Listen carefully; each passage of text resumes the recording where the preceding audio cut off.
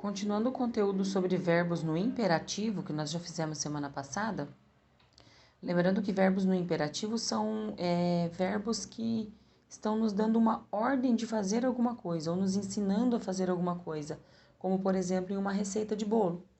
Acrescente 2 ovos, mexa a manteiga. Então, acrescente, mexa, são verbos no imperativo, verbos que estão nos dando ordem de fazer alguma coisa.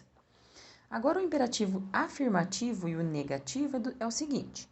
O afirmativo é esse verbo que a prof já deu exemplo, que é o verbo que nos dá uma ordem de fazer alguma coisa. Então, tem um exemplo ali, ó. Feche a porta da geladeira. Ele está me dando a ordem de fechar a porta. E o negativo é quando eu uso a palavra não. Eu não estou dando uma ordem, mas eu uso o verbo no imperativo, ó. O deixe está no imperativo. Então, deixe o chuveiro ligado, mas como eu não quero, então negativo, não deixe. Se eu transformasse essa frase para o imperativo negativo, seria não feche a porta da geladeira, tá? Aí ali frase sobre imperativo negativo e afirmativo na página 62, 63 também. Essas duas páginas é produção textual, a prof já explicou lá, página 64 e 65, já expliquei na matéria de produção. História em quadrinhos. Temos uma história em quadrinhos, Lola, a Andorinha, e interpretação textual dessa história em quadrinhos. Vocês vão interpretar o que ele está pedindo ali sobre a história em quadrinhos na página 66 e 67. 68 também. Neologismo. O que é o neologismo, gente? Neologismo é uma criação de palavras novas, ou seja, palavras que não existem na língua portuguesa, não existem no dicionário.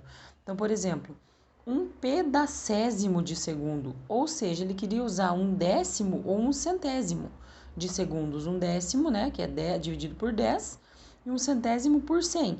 Como ele queria fazer uma expressão nova que não existe, utilizando essas duas, ele usou um pedacésimo, que é uma palavra que não existe na língua portuguesa, né?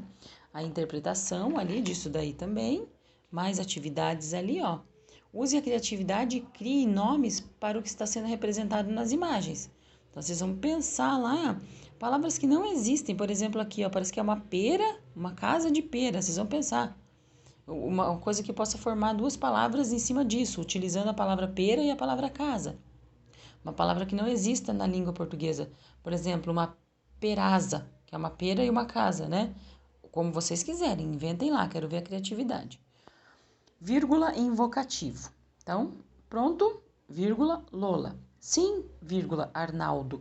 Ou seja, o vocativo são as palavras que eu tenho numa frase, são as palavras que a gente usa para se dirigir a uma pessoa, com quem a gente está falando na frase. Aqui, no caso, a pessoa que ele está falando é a Lola. Então, ele usou a vírgula antes da Lola. Aqui, Haroldo está respondendo, né? A Lola está respondendo para o Haroldo. Então, antes do nome dele, sim, vírgula, Haroldo. Então, o vocativo é a pessoa de quem a gente está falando no texto, com quem a gente está falando. Então, por exemplo, vamos sair hoje, vírgula, Luciana. A Luciana é o vocativo, então eu usei a vírgula antes do nome dela, tá?